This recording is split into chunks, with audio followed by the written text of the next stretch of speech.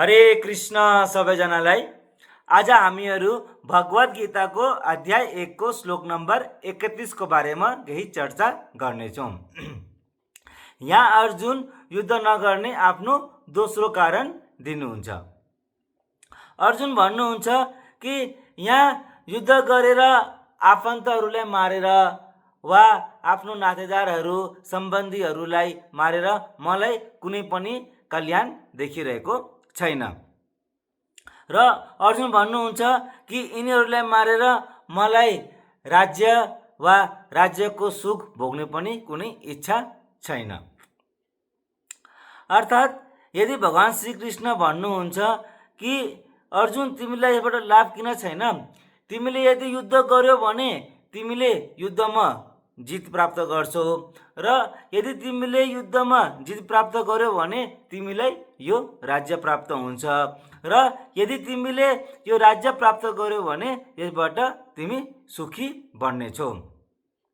तर अर्जुन भन्नुहुन्छ कि न त मलाई यो राज्य चाहिन्छ, न त मलाई यो राज्यबाट सुख चाहिन्छ र न त मलाई यस्तो जित चाहिन्छ।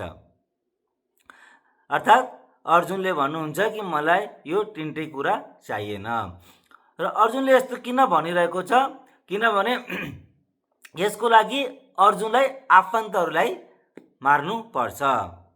अर्थात् अर्जुनको इच्छा विपरीत भएको कारणले अर्जुनले चाहिँ यो युद्ध गर्न चाहिरहेको छैन।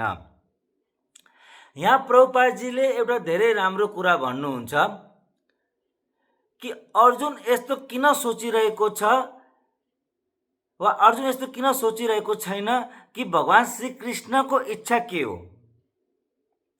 अर्जुनले मात्रै आफ्नो इच्छाको विपरीत परिणाम आउँछ भन्ने कुरा किन सोचिरहेको छ।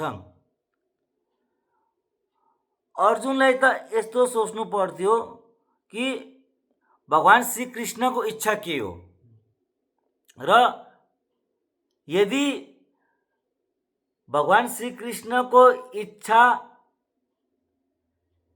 युद्ध गर्ने हो र त्यसबाट मेरो इच्छाको विपरीत परिणाम आउँछ र त्यो परिणामबाट यदि भगवान श्रीकृष्णलाई के समस्या छैन भने मलाई चाहिँ समस्या किन भइरहेको छ। तर अर्जुन यस्तो सोच्नुहुन्न। यो नै बौद्धिक चेतना हो। अर्थात् अर्जुनले आफ्नो बारेमा नसोचेर भगवान श्रीकृष्णको इच्छा के हो त्यसको बारेमा सोच्नु पर्दथ्यो। अर्थात् यदि हामीलाई केही कार्य गर्नु छ भने हामीलाई त्यो सोच्नुपर्छ कि यसमा भगवान श्रीकृष्ण के सोच्नुहुन्छ वा यो परिणामबाट भगवान श्रीकृष्ण यो परिणामलाई चाहिँ भगवान श्रीकृष्णले चाहिँ कसरी हेर्नुहुन्छ।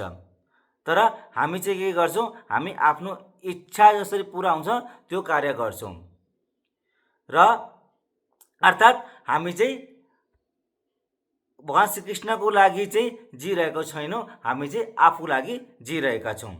तर एउटा शुद्ध भक्तले कसरी सोच्छ, उसले यसरी सोच्छ कि भगवान श्रीकृष्णको इच्छा के हो, भगवान श्रीकृष्ण कसरी प्रसन्न हुनुहुन्छ चाहिँ त्यसबाट मेरो इच्छा त्यो चाहिँ त्यसको परिणाम चाहिँ मेरो इच्छाको विपरीत हो, चाहिँ जेसुकै होस् होइन। भगवान श्रीकृष्णको इच्छा चाहिँ के हो त्यो चाहिँ पुरा गर्ने जहिले पनि ऊ सोचिरहन्छ एउटा चाहिँ शुद्ध भक्तले। र यो नै के भन्छ, यो नै अर्जुनको चाहिँ मानसिकता वा चेतनालाई दर्शाइरहेको छ वा अर्जुनको चेतनामा दोष थियो। र अब यसको चाहिँ हाम्रो श्लोक नम्बर 31 को संस्कृत श्लोक अनुवाद र तात्पर्य पढौँ र श्री प्रभुपादजीले दिनुभएको तात्पर्यबाट चाहिँ हामीहरूले झन् क्लियर हुन्छ। श्लोक यस प्रकार रहेको छ।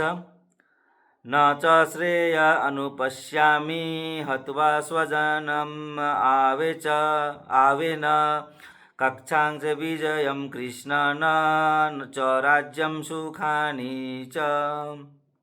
यसको अनुवाद यस प्रकार रहेको छ। हे कृष्ण, युद्धमा आफ्ना नाता सम्बन्धीहरूलाई मारेर न म आफ्नो कुनै कल्याण देख्दछु, न त जितेपछि पाइने राज्य र राज्य सुखको इच्छा नै ममा छ।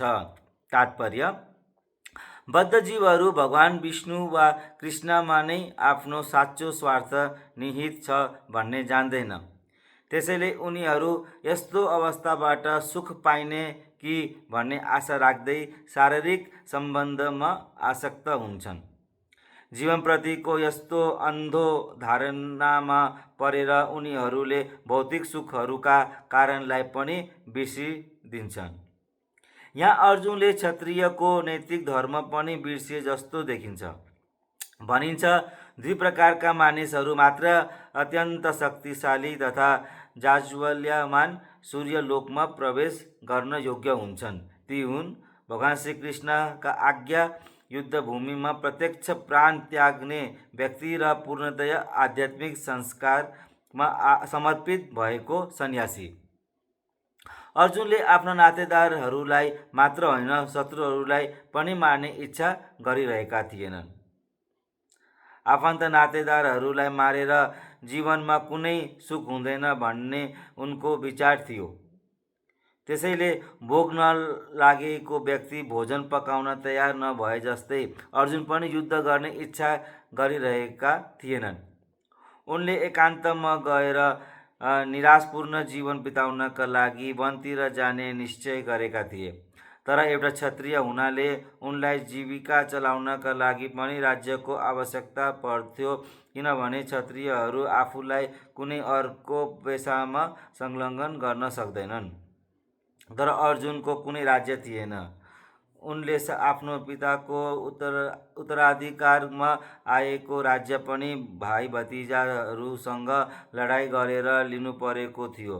उनका लागि राज्य प्राप्त गर्ने यही एउटा अवसर थियो, तर लडाईँ गर्न उनी चाहँदैनथे। त्यसैले उनले आफूलाई निराशपूर्ण एकान्त जीवन बिताउन वनमा जान उपयुक्त सम्झे। हरे कृष्ण।